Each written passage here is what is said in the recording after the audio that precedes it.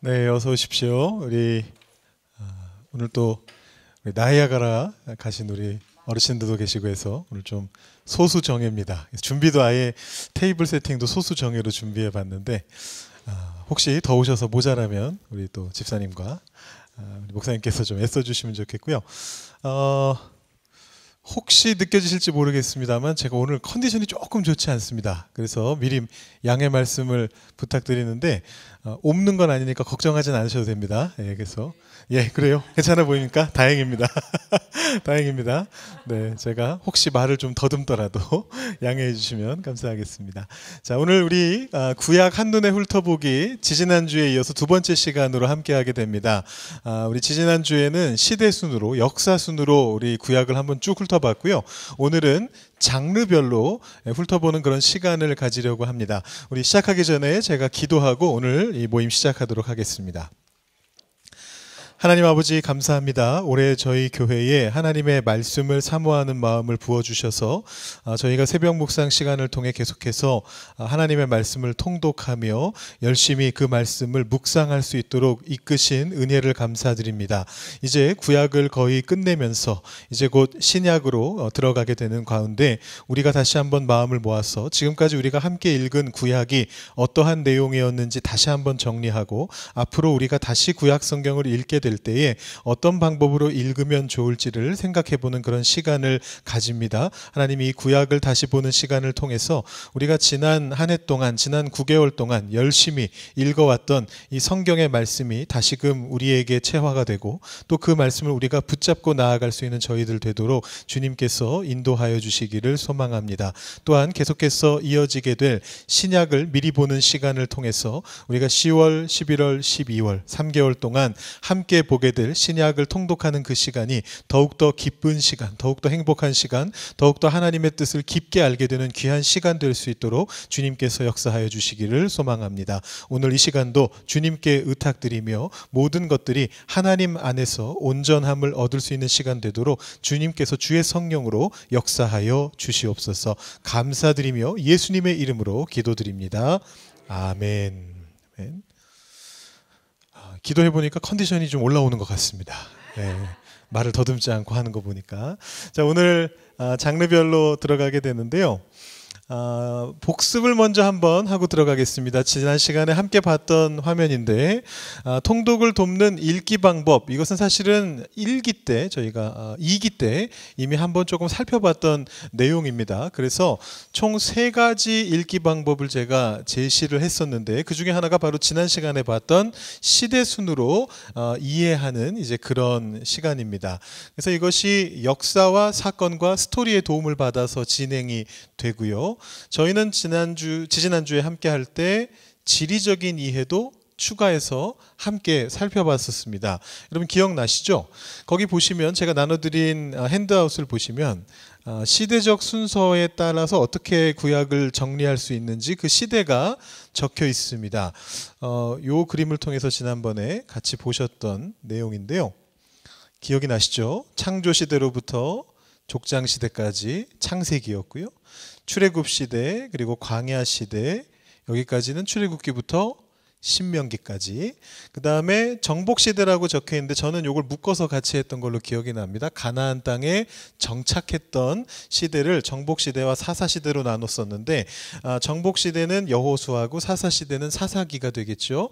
룻기도 여기 포함이 됩니다만. 자, 그 다음에 통일왕국 시대가 있었고 분열왕국 시대가 있었습니다. 그래서 사무엘상부터 열왕기하까지, 역대기상부터 역대기하까지 이렇게 들어가고요. 그 후에 포로 시대가 있고 포로 시대 이후에 어떤 시대가 있습니까? 귀한 시대가 있습니다.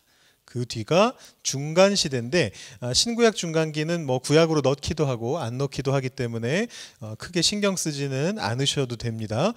구약 성경은 포로 귀한 시대까지로 일단 끝이 나게 되고요.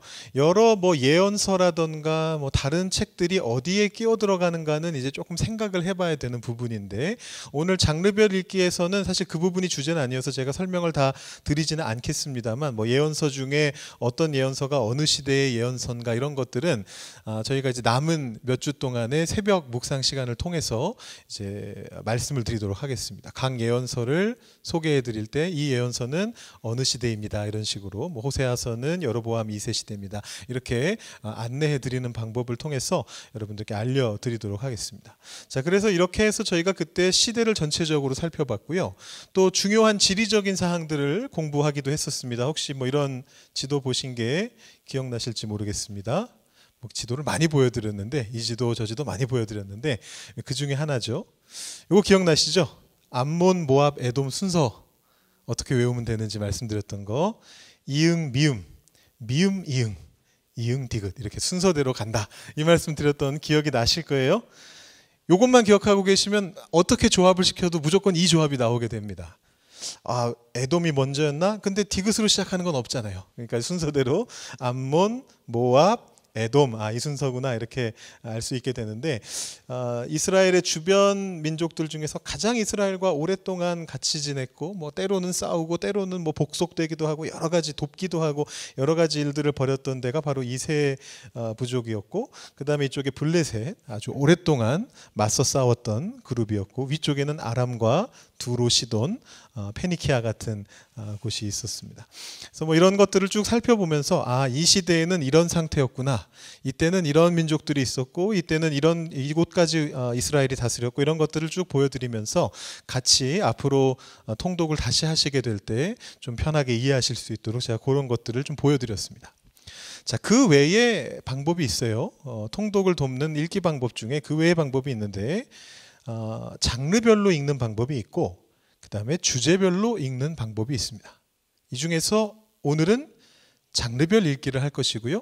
주제별 읽기는 다음 주에 하게 되겠습니다. 그러니까 여러분들이 3번에 걸쳐서 구약을 한 번씩 훑어보는 거를 서로 다른 방법을 가지고 3번을 다시 하시는 거예요. 그래서 이번 한 해 동안 9개월 동안 여러분 구약을 쭉 읽어오신 것을 이렇게 한번 정리해보자, 그런 취지로 이 시간이 준비가 되어 있습니다.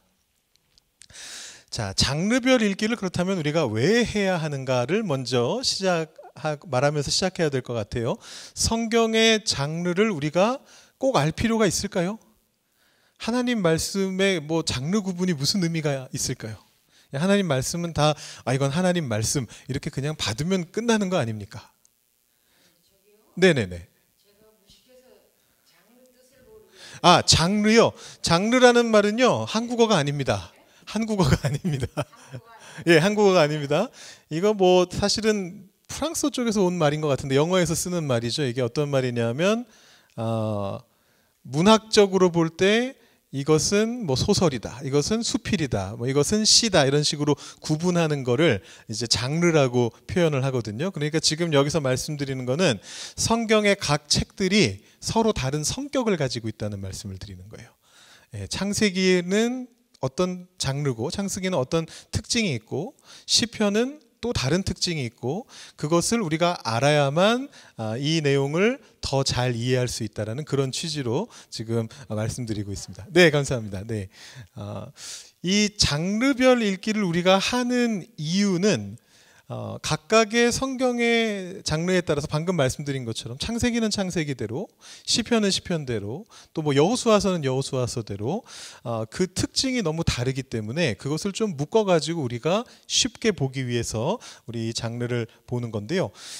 사실은 지난 시간에 우리가 배웠던 시대순 읽기, 역사 위주의 읽기가 장점과 단점이 있습니다. 장점은 전체 흐름을 이해하는 데 도움이 된다는 것이죠. 지난 시간 1강에 대한 얘기입니다. 시대순으로 이게 앞에는 창조시대 원역사구나, 이제 그 다음 시대는 족장시대구나, 그러면 딱 읽다 보면 이제 아브라함에 대한 얘기가 나오면 이것은 창조시대에서 족장시대로 넘어올 때 있었던 일이구나, 이것은 다윗보다 이전에 일어난 일이구나, 이런 것들을 우리가 머릿속에 넣는데 도움이 되죠. 근데 단점이 있습니다. 그 단점은 뭐냐면 스토리 사건 위주가 아닌 책에 대해서는 무관심하게 만든다라는 것입니다. 빈칸에 무관심이라고 적으시면 되겠습니다. 그러니까 스토리 사건 위주인 책은 주로 역사서들이죠. 그리고 오경에 있는 책들 중에 스토리 위주의 책들, 대표적으로 창세기와 출애굽기. 그런데 여러분 똑같이 율법을 읽으셔도 창세기, 출애굽기는 술술 읽히는데 레위기로 들어가면 더 이상 안 읽히잖아요. 네. 거기는 이제 막 법조항들이 나오는데 제사를 어떻게 드려라, 뭐 어떻게 재물은 어떻게 잡아라, 어떤 음식은 먹으면 안 된다, 이런 것들이 나오는데 거기에는 스토리도 없고 사건도 없습니다. 그냥 막 명령만 계속 나와요. 그러면은 이 책을 우리가 어떻게 읽어야 되는지를 모르면 건너뛰게 됩니다. 아무튼 이제 거룩하게 살란 뜻이구나 이렇게 이제 생각하고 이거 구체적으로 하나하나 읽는 건 포기하고 거룩하게 살면 되겠지 하고 레위기를 건너뛰게 됩니다. 그래서 율법서도 마찬가지고 또 역사서 외에 다른 책들도 마찬가지인데 제가 이거는 지난번 2기 때 보여드렸던 내용이에요. 그 색깔이 좀 다른데요. 그때도 구속사적 읽기의 도움을 받아서 읽어야 되는데 다만 우리가 이렇게 나눠서 생각해 볼 필요가 있습니다라는 말씀을 제가 드린 적이 있습니다. 특히 역사서나 뭐 오경 중에 이제 스토리가 있는 책들은 하나님께서 그 역사 속에서 어떻게 역사하셨는지를 찾아야 된다, 이 말씀을 드렸습니다. 그래서 이 역사는 저 역사서의 역사와 아마 한자가 다를 겁니다. 그렇지만 한글로는 똑같기 때문에 저희가 외우기가 편하죠. 역사에 대한 것을 볼 때는 하나님의 역사를 살피면서 보는 겁니다. 그 역사 속에서 하나님이 어떻게 행하셨는가를 보는 것이고, 그 외의 책들, 특히나 룻기, 에스더, 욥기, 시편, 잠언, 전도서, 아가서, 에가서, 선지서, 뭐 서신서, 결시록 이런 것들을 읽을 때는 다른 방식으로 읽어야 됩니다라고 말씀드리면서 그때 개인의 삶 속에 나타난 하나님을 어떻게 체험했는가, 경험했는가, 여기에 포커스를 해서 봐야 된다라는 말씀을 드렸습니다. 자, 이때 여러분들 그냥 스쳐 지나가셨을 가능성이 아주 높은데 여기 보시면 룻기가 있네요. 에스더도 있습니다. 룻기와 에스더는 역사서가 아닌가요?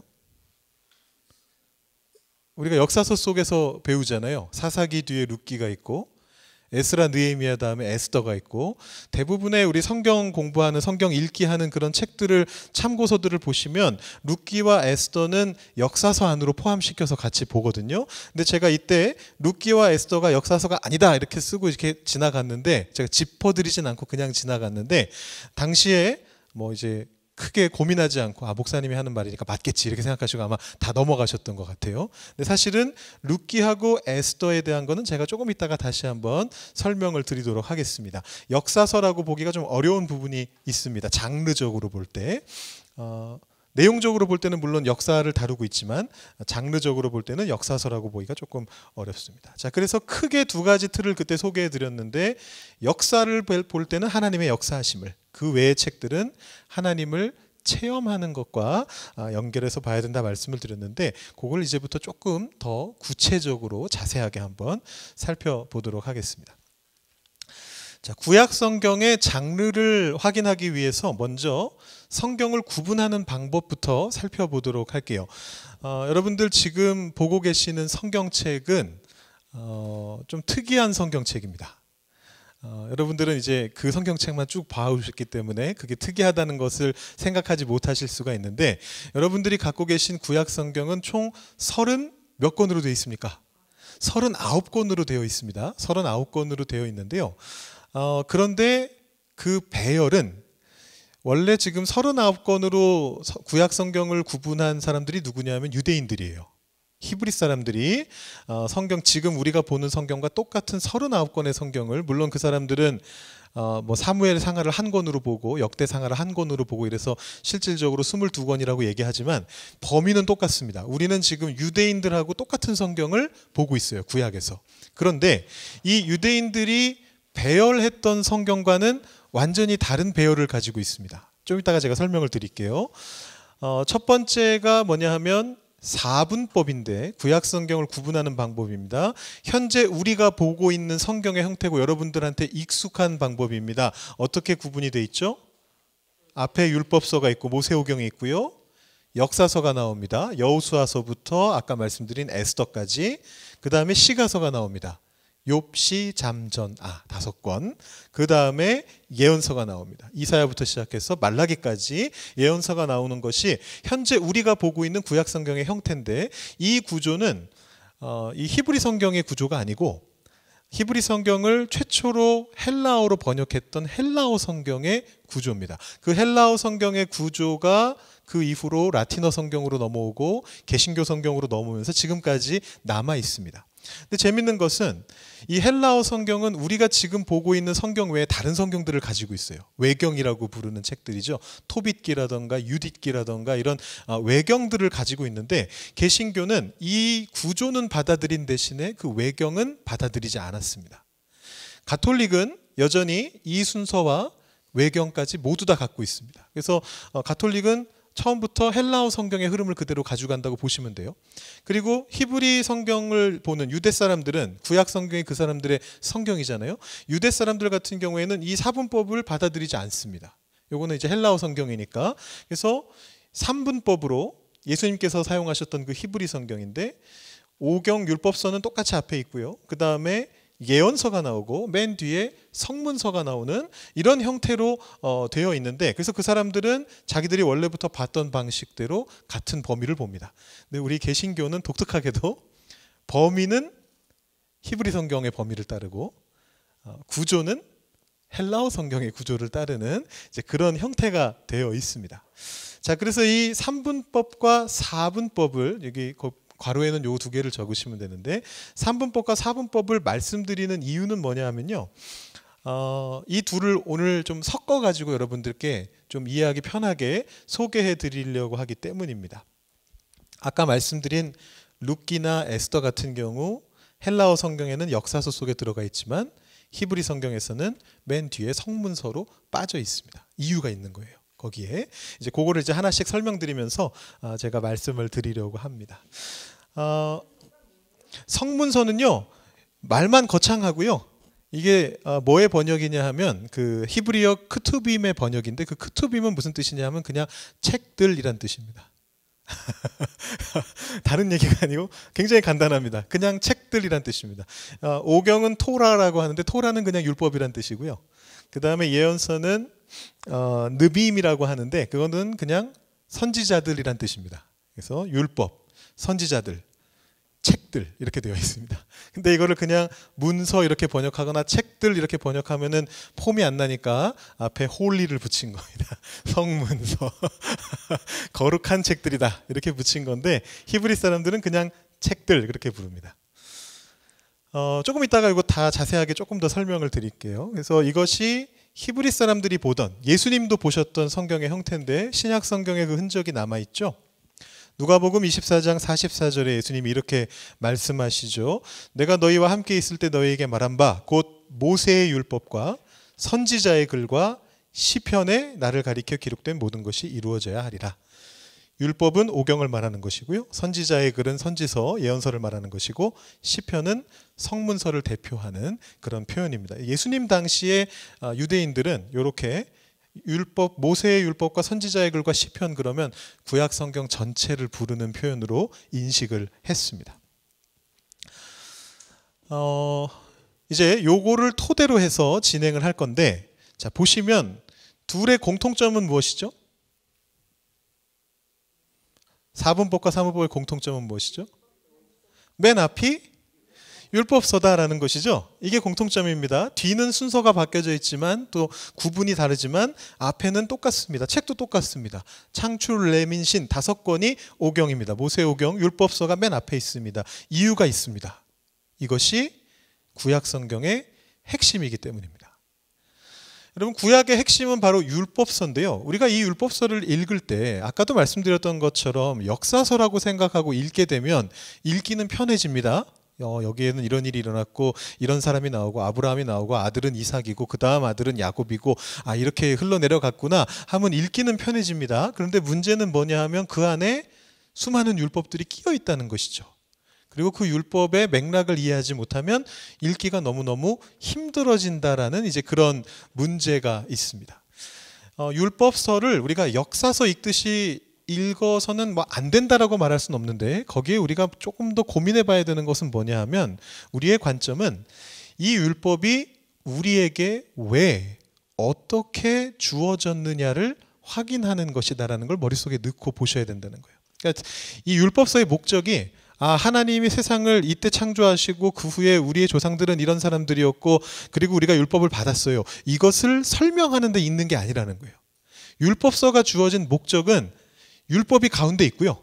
레위기가 제일 중요한 거예요. 율법이 가운데 있고 이 율법을 어떻게 우리가 갖게 되었는가, 하나님이 왜 우리에게 율법을 주셨는가, 그것을 설명하는 것이 창조로부터 시작해서 우리의 조상들과 하나님께서 그들에게 언약을 주시면서 결국 우리에게 이 율법을 주셨다라는 것을 보여주는 것이죠. 그러니까 역사를 놓고 보는데 그 핵심은 율법이 우리에게 주어진 과정에 초점을 맞춰야 된다는 것입니다.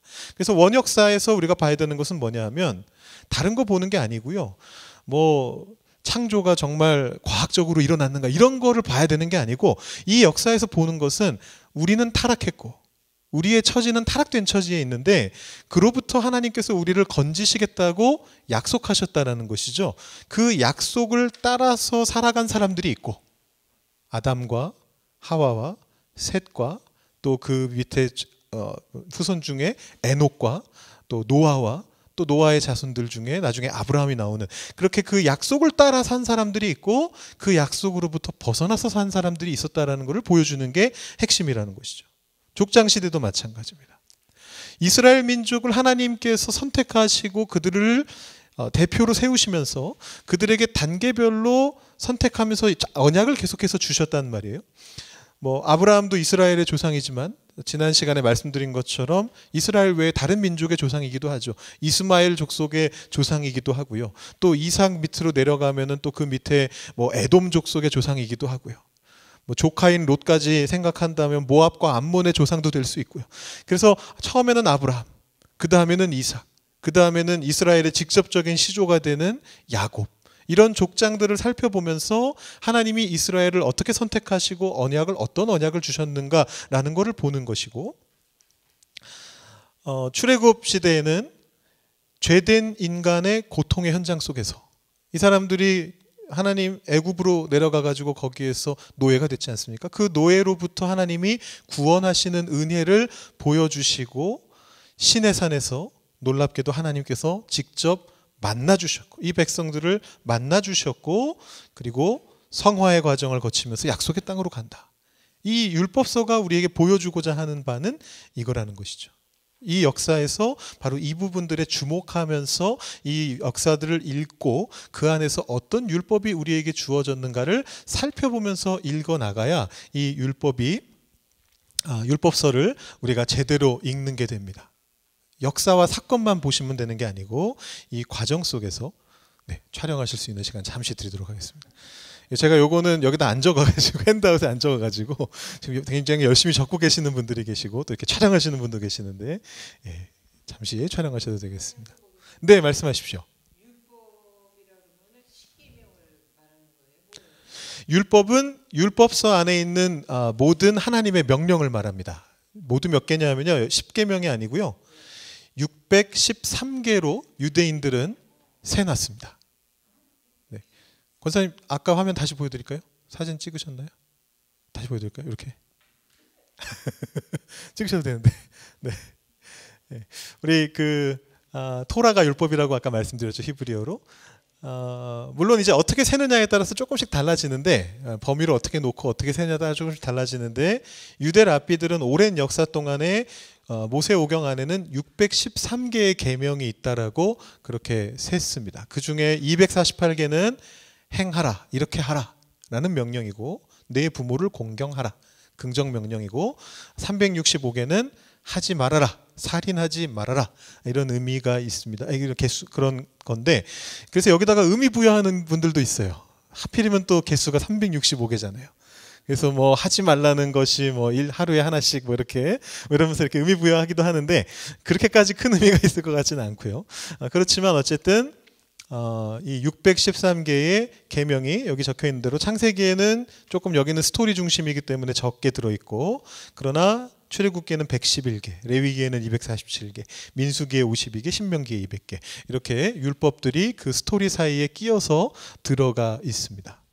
이 명령들 중에 어떤 것들은 도덕적인 명령이고요, 또 어떤 것들은 삶의 구체적인 정황 속에서 뭐 소를 훔쳐가면 어떻게 해야 된다 이런 식의 어떤 우리가 살아가면서 겪게 되는 문제들을 해결하는 이제 그런 법들도 그 안에 같이 적혀 있습니다. 다 합쳐서 613개고 보통 우리가 그 중에 가장 엑기스를 10계명이라고 말하는 거죠. 율법의 대표라고 볼 수 있는 것이 10계명이고 다시 그 10계명을 둘로 요약하면 제가 지난주에 본교회 가서 이 말씀을 드렸는데 10계명을 다시 둘로 요약하면 보통 하나님 사랑, 이웃 사랑 이렇게 이제 정리를 하는데요.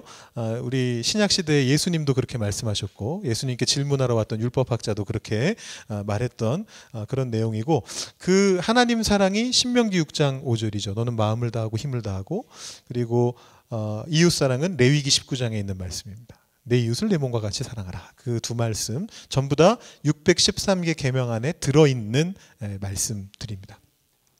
네, 그래서 율법을 보실 때 이 계명을 보시면서 하나님이 이 계명을 우리에게 이런 마음으로 주셨고 이런 상황 속에서 이런 것들을 하라는 의미로 주셨구나라는 걸 함께 보면서 율법서를 읽으시면 도움이 될 것입니다. 자, 그 다음에 역사서가 있습니다.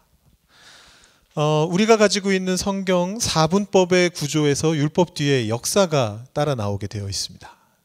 그런데 아까 말씀드린 것처럼 3분법에는 율법 뒤에 예언서가 나옵니다. 그러면 이제 이게 뭐가 많이 다르구나 이런 생각이 드실 수가 있어요. 그런데 그 둘이 같은 책들입니다. 이게 무슨 의미인지를 잘 생각해 보셔야 돼요. 4분법에서 말하는 역사서하고 3분법에서 말하는 예언서 중에 앞부분 전기 예언서라고 하는데 이 예언서는 겹칩니다. 똑같지는 않습니다. 근데 겹칩니다. 3분법 히브리 성경의 전기 예언서에는 여호수아, 사사기, 사무엘상하, 열왕기상하가 들어갑니다. 역사서에는 이건 저희가 갖고 있는 성경이죠. 여러분 아시는 순서 여호수아, 사사기, 룻기가 추가되어 있고 사무엘상하, 열왕기상하 그 뒤에 요 한 줄이 추가되어 있습니다. 역대상하, 에스라, 느헤미야, 에스더가 추가되어 있습니다. 참고로 여기 추가되어 있는 모든 책들은 이 5권은 그 3분법에서는 성문서에 들어가 있습니다. 책들에 들어가 있는 책입니다. 자, 그래서 보시면은 이 질문이 생겨나게 되는 거죠. 역사라는 건 이해가 되는데 여호수아서는 역사죠. 사사기 역사 이해가 되는데 왜 히브리 사람들은 이걸 예언서로 봤을까요? 예언서에 들어 있습니다. 상당히 신기하죠.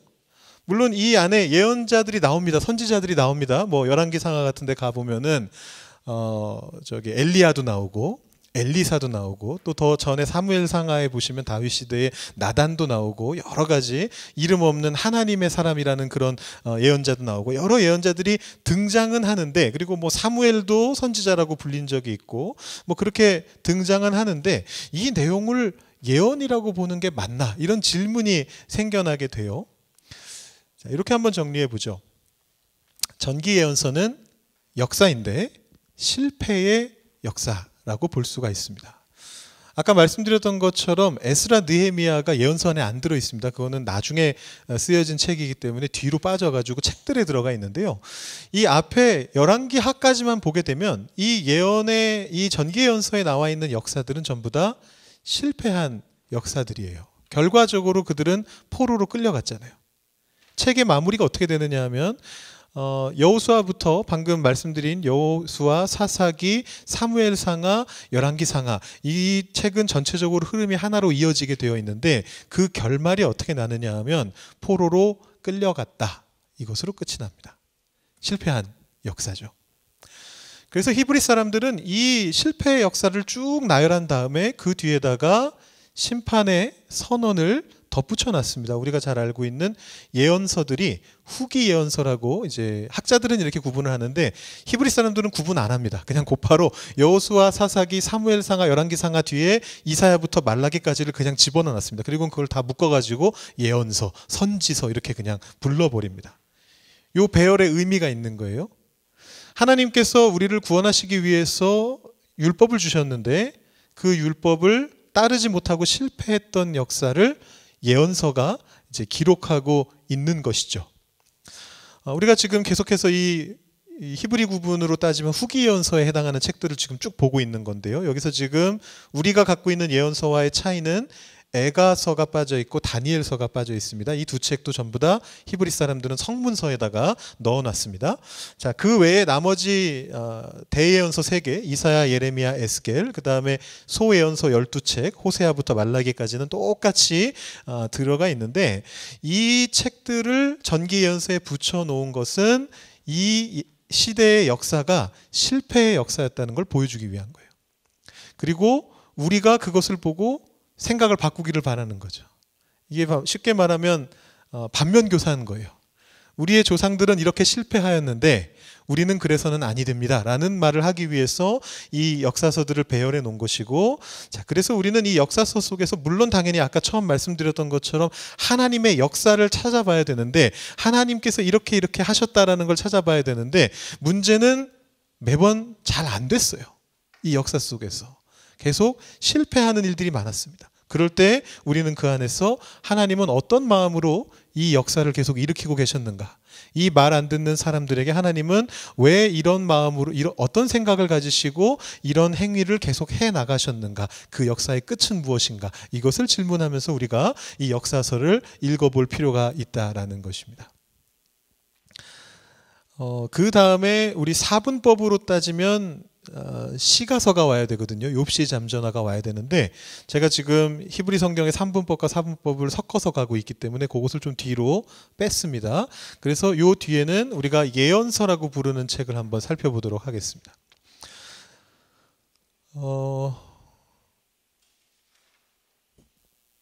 네. 아까 보여드렸던 내용인데, 후기 예언서, 그 히브리 성경에서는 다니엘이 빠지고 예레미야, 에가가 빠진다고 말씀드렸는데요. 뺀 이유가 있습니다. 히브리 성경에서만 해서 뺐기 때문에 뺀 게 아니고 그 둘은 장르가 다릅니다. 그래서 제가 여기서 지금 빼놓고 이것만 말씀을 드리는 거예요. 자, 예언서라고 우리가 보통 이야기할 때, 혹은 뭐 더 많이 쓰는 표현으로는 우리가 선지서라는 표현을 쓰죠. 선지서라고 이야기할 때 그 책들이 바로 이 책들입니다. 이 책들은 모두 장르가 같습니다. 어떤 내용이냐? 하나님께서 특정한 시점에 거기에서 죄를 행하고 있는 사람들을 보면서 너희들 그대로 살면 안 된다 라고 선언하게 만드신 거죠. 예언자를 뽑아서 지금 네가 살아가고 있는 삶을 향해서, 그 세상을 향해서, 그 땅에서 하나님 믿는다고 말하는 사람들을 향해서 선포해라. 너희들 지금 잘못 살고 있다. 그래서 심판이 올 것이다. 그것을 선포하고, 그러나 회개하고 돌아온다면 회복이 있을 것이다. 하나님께서 구원해 주실 것이다 라는 메시지를 전하라 라고 그렇게 말씀하셨습니다. 여기 있는 모든 내용들은 다 똑같습니다. 다 똑같습니다. 시대만 바뀝니다. 상황만 바뀝니다. 지금 우리가 어디까지 왔습니까? 저희가 지금 호세아까지 왔죠. 네, 호세아까지 왔는데 이사야도 그랬고 예레미야도 그랬고 에스겔도 그랬어요.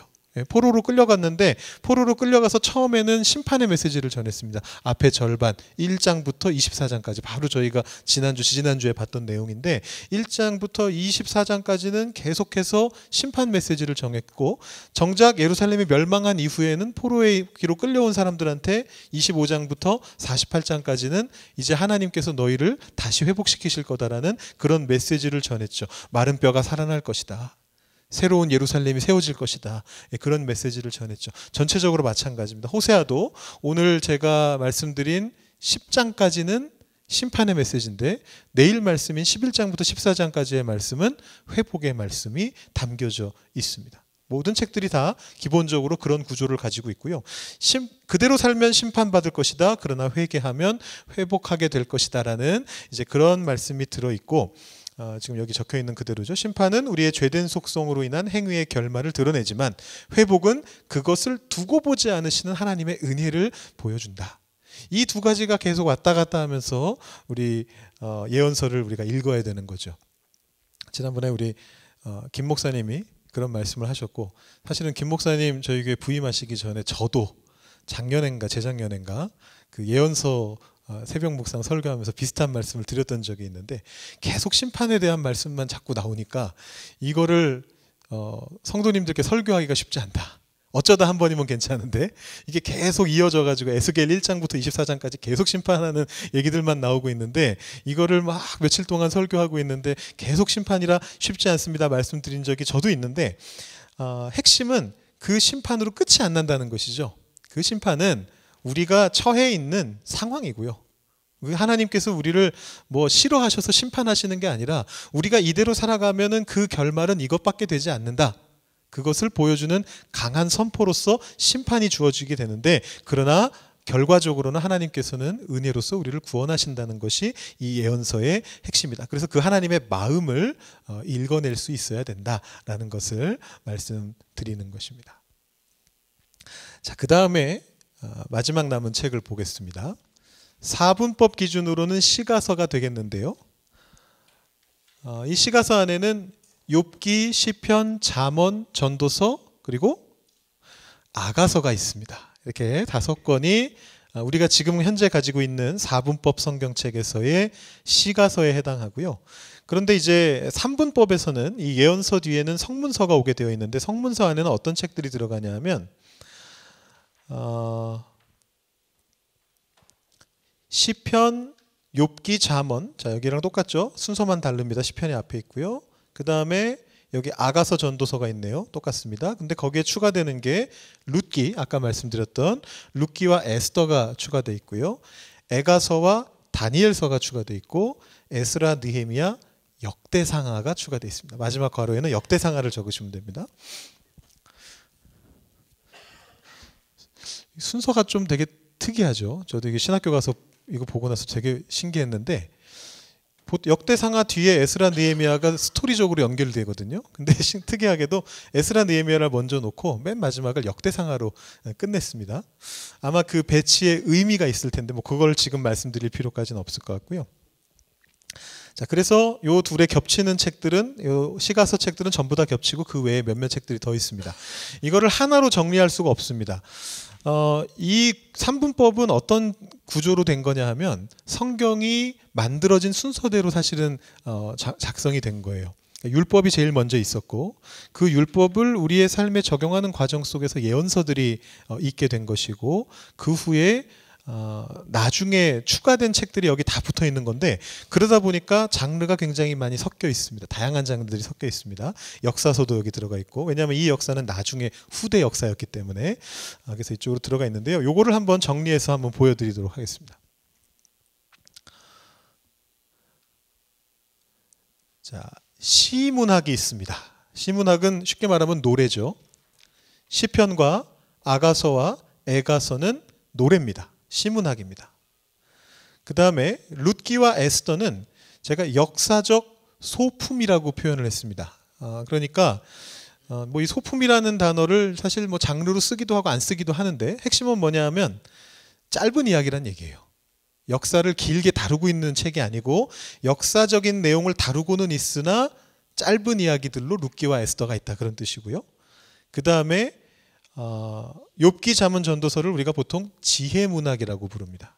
하나님의 지혜를 담고 있는 책이라서 지혜문학이라고 부르고 마지막으로 다니엘은 우리가 흔히 선지서라고 예언서라고 생각합니다만 장르로 볼 때는 묵시문학입니다. 해석하는 방식이 달라져야 되는 그런 책입니다. 그래서 이렇게 다양한 장르가 이제 포함되어 있는 거죠. 제가 여기에 그 에스라, 느헤미야, 역대상하는 뺐는데요. 그것은 우리가 아까 역사서에서 같이 다뤘기 때문에 뺐습니다. 자, 요거를 이제부터 하나씩 한번 살펴볼게요. 짧게 한번 살펴보도록 하겠습니다. 제가 거기 괄호를 만들어 놨죠? 네, 각각 하나씩 이렇게 한 문장으로 정리했는데 거기에다가 괄호를 넣어놨습니다. 자, 먼저 요거 먼저 말씀드려야 되네요. 이 장르들의 핵심은 아까 말씀드린 에스라, 느헤미야, 역대상하를 제외한 역사서를 제외한 이 나머지 책들은 전부 다 체험을 중심으로 살펴보셔야 될 필요가 있습니다. 하나님 체험이죠. 우리의 삶 속에서 우리가 하나님을 체험하는 것과 깊은 관련이 있는 책들이 전부 다 이 책들입니다.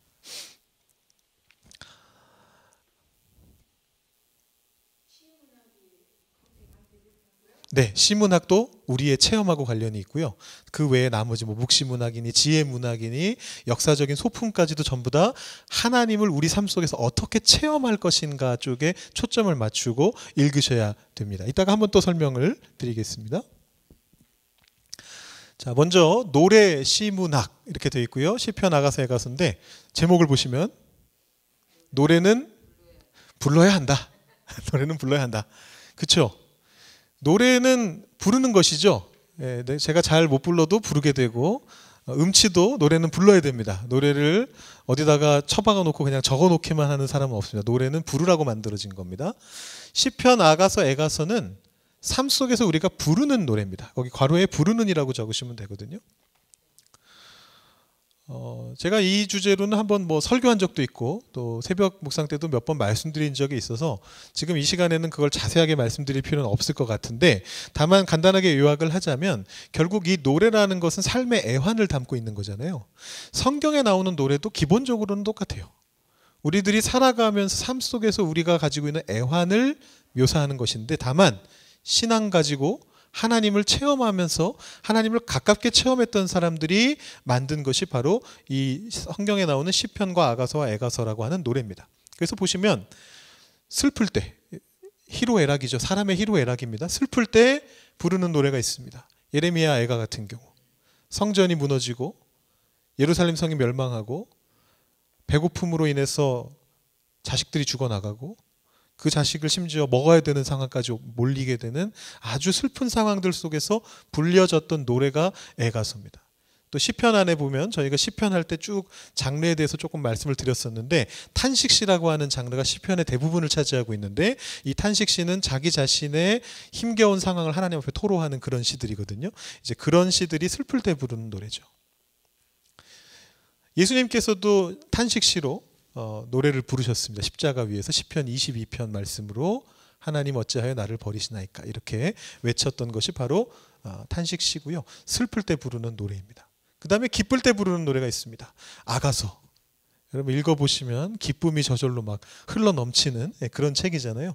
얼마나 기뻐하는지, 두 젊은 남녀가 얼마나 기뻐하는지 그런 책이죠. 시편에 있는 책들 중에서는 감사시나 찬양시들이 바로 우리가 기쁠 때 부르는 노래입니다.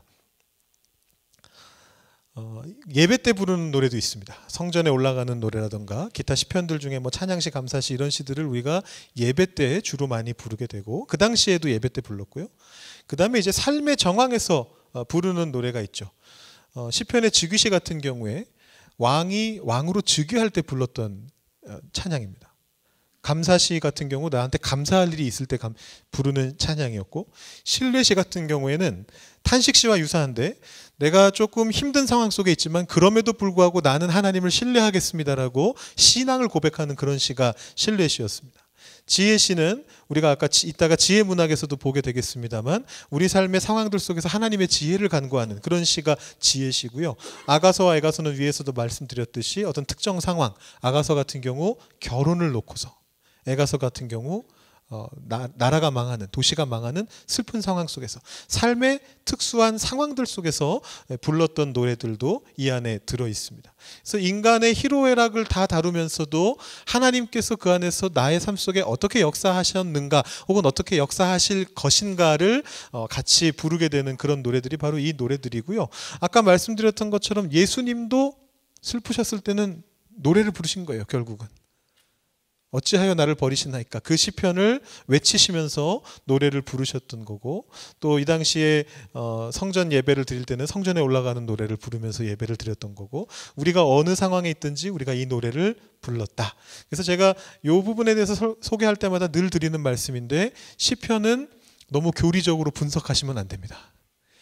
노래를 그렇게 분석하는 사람은 없습니다. 어디 사랑 노래가 있는데 그 노래를 막 이렇게 하나하나 분석해가지고 이거는 어떤 마음이고 저건 어떤 마음 이렇게 하는 경우는 없습니다. 그냥 저 사람이 정말 사랑하는구나 이렇게 생각하는 거죠. 마음으로 읽어야 되는 책들이고요. 그 다음에 역사적인 소품들이 있습니다. 룻기와 에스더인데요. 이 룻기와 에스더가 지금 우리가 가지고 있는 성경에는 역사서 사이에 들어가 있다 보니까 우리는 자꾸만 이 안에서 뭔가 큰 거를 찾으려고 해요. 근데 이 룻기와 에스더서를 읽는 방식은 특정 시대에 한 인물이 루시, 에스더가 한 인물이 당시 시대에 반응하면서 하나님을 어떻게 따를 것인가를 이야기한 기록이다라고 그렇게 보시면 되겠습니다. 그래서 이 안에서는 우리가 역사를 볼 필요가 없습니다. 정말 죄송하지만 우리가 룻기를 사사기와 연결시켜서 해석하려고 그렇게 애쓰지만 룻기의 핵심은 사사기에 있지 않아요. 사사시대는 배경일 뿐이에요. 사사시대에 룻이라는 사람이 살았는데 그 룻이라고 하는 사람이 이렇게 살았더래요 라는 걸 이야기하려고 하는 것이 룻기의 핵심입니다. 에스더도 마찬가지예요. 물론 시대적인 배경을 알면 도움이 되죠. 그 시대가 어떤 상황이었고 이 사람이 그 상황 속에서 어떤 신앙적인 모습을 보였는가를 알면 더 도움은 되지만 사실은 그것보다는 핵심은 뭐냐면 그 사람이 자기에게 다가오는 위협들 속에서 문제들 속에서 어떻게 하나님을 따랐는가. 죽으면 죽으리라 이 고백을 하잖아요. 나를 돌려보내지 마십시오 이렇게 고백하잖아요.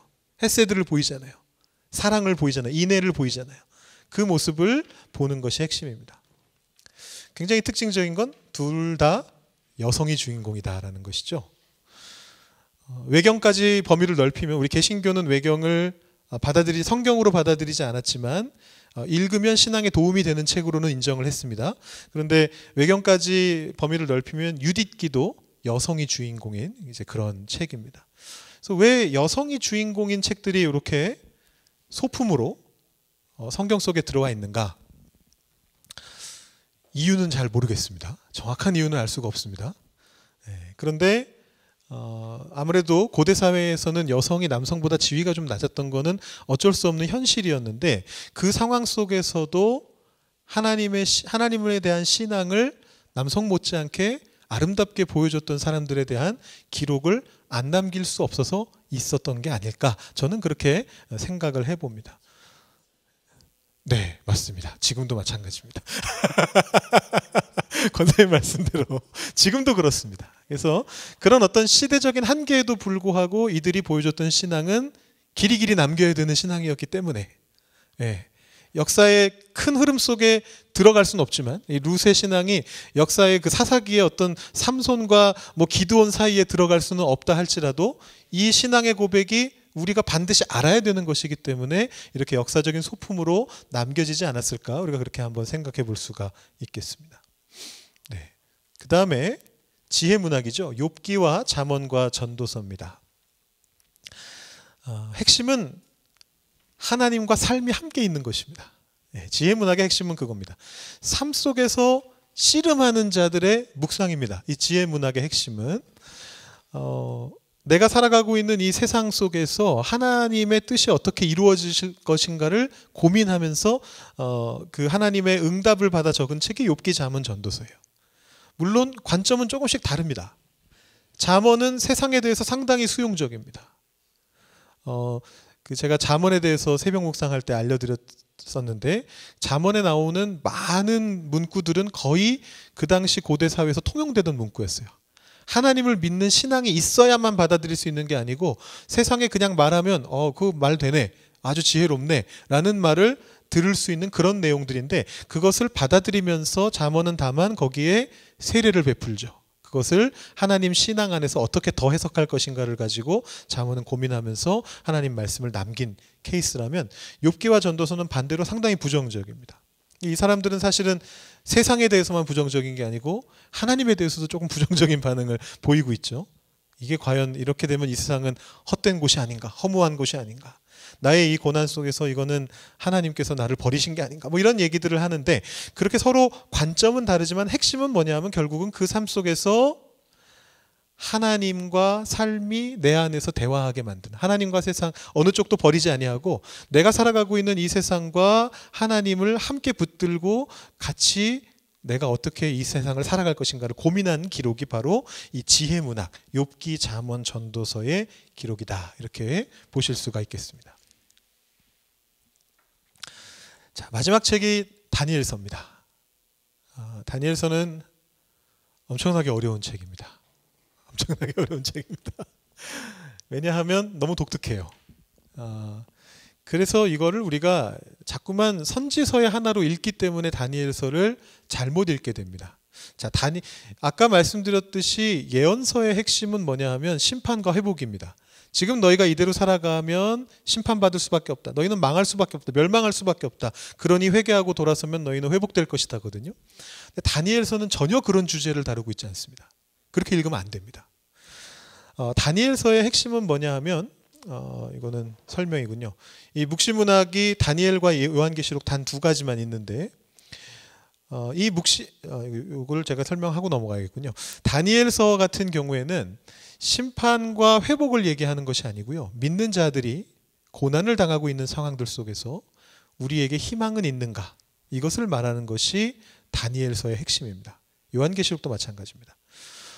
다니엘서와 요한계시록은 다 똑같은 시기를 배경으로 하고 있습니다. 다니엘의 배경은 포로기죠. 이스라엘 백성들이 포로로 끌려갔을 때입니다. 바벨론과 그 후에 바사라고 하는 강력한 제국 속에서 핍박을 당하고 있었던, 다니엘이 어마어마한 핍박을 계속 당하잖아요. 사자굴에도 갇히고, 기도했다는 이유로 사자굴에도 갇히고, 또 어디에 가서 또 막 풀무불에 끌려가고, 친구들은 풀무불에 끌려가고 별의별 고난을 다 당합니다. 이것이 책으로서 정리가 된 시기는 훨씬 후대인 것 같아요. 요번에 그런 말씀을 일부러 안 드렸지만 지난번에 재작년인가 작년에 저희가 다니엘서 새벽 묵상할 때는 제가 그 말씀을 드렸던 기억이 납니다. 김요한 목사님도 그렇게 말씀하셨었는데, 이 다니엘이 책으로 정리된 시기는 훨씬 후대의 신구약 중간기 시대입니다. 그때 안티오쿠스 4세라고 하는 아주 악한 왕이 성전 제의를 없애고 성전에 제우스 신상을 세우고 이런 일들이 벌어지고 있을 때 이것이 책으로 묶여져서 수많은 믿는 사람들에게 희망을 주기 위해서 이 책이 그때 책으로 묶여졌습니다. 요한계시록도 똑같습니다. 요한계시록의 시대는 언제냐 하면 로마 제국의 기독교 핍박이 극에 달했던 시점. 도미티아누스 황제가 그 크리스찬들을 박해하면서 수많은 사람들이 순교하던 시점에 적혀진 책이 요한계시록입니다. 요한계시록은 신약이니까 나중에 저희가 보게 되겠습니다만, 근데 이때 당시에 어느 시점을 기준으로 놓고 보더라도 다니엘이 원래 살았던 시점인 바벨론 시대를 기준으로 보든, 다니엘 책이 책으로 묶여졌었던 안티오쿠스 4세 시대를 기준으로 하든, 아니면 요한계시록에 도미티아누스가 기독교를 박해하던 시대를 기준으로 하든, 항상 언제나 이 박해는 제국의 박해였고 이겨낼 수 있는 방법이 없어 보였습니다. 도저히 이겨낼 수 없는, 게임이 안 되잖아요. 아무리 이스라엘 백성이 군대를 양성한들 어떻게 로마 제국하고 싸우겠어요. 바벨론 제국하고 어떻게 거기서 포로로 끌려가 있는 사람이 어떻게 싸워서 이기겠어요. 게임이 안 되는 그런 상황들 속에서 하나님께서 보여주신 것은 뭐냐 하면, 그러나 하나님의 사람은, 믿는 자는, 신앙인은 최후 승리가 있다. 이것을 하나님이 보여주신 것을 담은 책이 다니엘과 요한계시록입니다. 그래서 예언서의 관점하고는 결이 다릅니다. 예언서는 지금 너희가 회개하면, 너희 죄 때문에 지금 문제가 있는 건데 지금 너희가 회개하면 해결될 것이다. 이 땅에서 그 문제가 다 해결될 것이다. 이렇게 얘기하는 거고요. 다니엘서는 그런 방향이 아니고, 지금 너희가 도저히 이겨낼 수 없는 것 같은 고난이 있지만 최후 승리는 너희 것이니까 이 상황을 잘 견뎌내거라 라는 그런 취지가 바로 다니엘서 묵시문학의 핵심적인 취지입니다. 그래서 고난을 바라보는 자세, 이렇게 보시면 되겠고요. 묵시문학과 지혜문학도 사실 고난에 대해서 다루거든요. 아까 보셨던 욥기 같은 경우에도 고난을 이야기합니다. 내 삶 속에 이렇게 고난이 오는데 이것은 뭐 때문에 오는가, 이런 얘기를 하는데, 묵시문학과 지혜문학의 차이는 뭐냐 하면, 지혜문학은 욥기 같은 경우에는 나는 이 고난이 어디서 오는지 모른다 라는 것이고요. 하나님이 나에게 이렇게 고난을 주시는 것 같다. 그럴 때 난 어떻게 해야 되느냐, 이런 관점이라면, 다니엘서 같은 묵시문학은 세상에 악한 세력이 나한테 고난을 주는 거예요. 그걸 내가 신앙으로 어떻게 이겨낼 것인가, 이런 이야기를 하는 것이고, 그 상황을 어떻게 극복하는가, 방금 말씀드린 대로 예언서는 내가 회개하고 이 땅에서 하나님 뜻대로 살아가면 하나님의 공의가 회복된다라는 것이고, 묵시문학은 세상의 이 압박을 내가 이겨내기 힘들어 보이지만 그럼에도 불구하고 하나님을 붙잡고 계속해서 신앙을 지켜나갈 때 최후 승리를 얻을 수 있다라고 말하는 것이 바로 묵시문학 다니엘의 관점입니다. 그래서 이 차이를 아시면서 보셔야 되기 때문에 제가 이 다니엘서는 하나밖에 없음에도 불구하고 맨 마지막에 따로 빼서 설명을 드렸습니다. 이걸 예언서 안에 묶어서 설명하면 다니엘서를 굉장히 잘못 읽으실 수 있기 때문에 이렇게 나눠서 설명을 드렸습니다. 네, 그래서 아까 다 보여드렸던 것을 다시 한번 보여드리는데요. 지금 많은 설명을 드렸기 때문에 이걸 조금 다 여러분들이 머릿속으로 넣고 체화하시기는 쉽지 않으실 수도 있어요. 지금 받아 적으실 때는 아 그렇구나 하고 받아 적으셨지만 이제 요 문을 딱 빠져나가시는 순간부터 갑자기 오늘 무슨 얘기했더라 이러실 수 있단 말이에요. 충분히 그러실 수 있습니다. 그래서 이거 다시 보여드리는 건데 단순화시키면 제가 길고 복잡하고 자세하게 설명드렸지만 최대한 단순화시키면 크게 두 가지 읽기 방식으로 읽으셔야 됩니다. 우리 지난번에 말씀드렸던 내용입니다. 역사를 다루는 책에서는 하나님의 역사하심을 찾으시고 그 외의 책들은 가급적이면 그 안에 있는 사람들이 하나님을 어떻게 체험하였는가 거기에 초점을 맞추면서 나는 이 삶의 정황들 속에 상황들 속에서 어떻게 하나님을 만날 것인가 이 책들을 보면서 우리가 알 수 있다는 것을 기억하면서 읽어보시면 도움이 될 것 같고요. 또 하나 제가 정리를 다시 해봤는데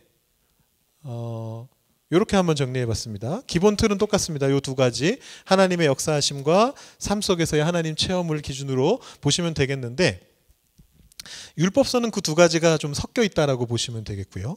아까도 말씀드렸듯이 역사도 들어가 있지만 그 안에서 또 다양한 체험들이 이 안에 들어 있습니다. 이게 구약의 기초이기 때문에 전체를 다 포괄한다라고 보실 수가 있겠고 그 중에서 하나님의 역사하심을 중심으로 봐야 되는 책은 역사서가 되겠고요.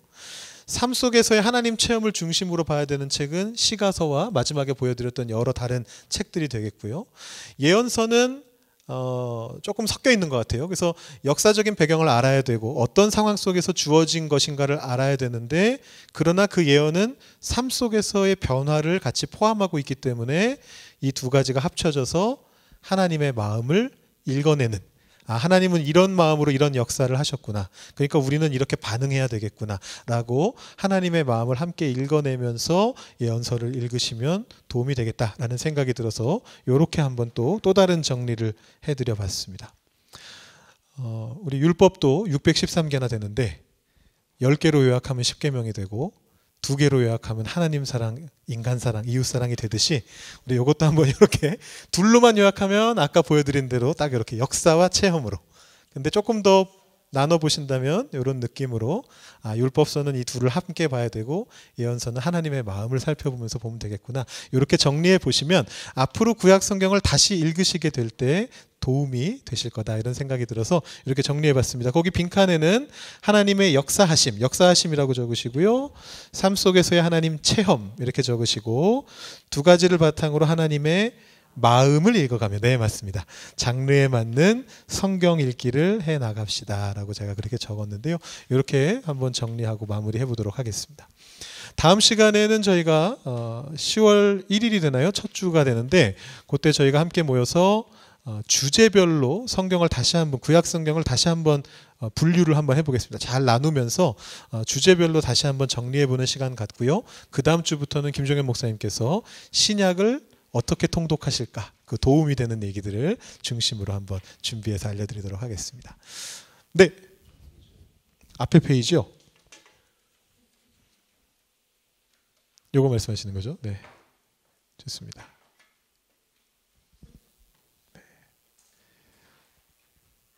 이렇게 우리 적극적으로 참여해 주셔서 감사합니다. 혹시 질문 있으신가요? 네, 그러시면 제가 기도하고 마무리하도록 하겠습니다. 하나님 아버지 감사합니다. 오늘 성경의 책들이 어떤 특징이 있는지를 주로 장르를 통해서 함께 살펴보았습니다. 그러면서 우리가 이 책들을 어떤 마음으로 읽어야 할지를 한번 고민해 보았습니다.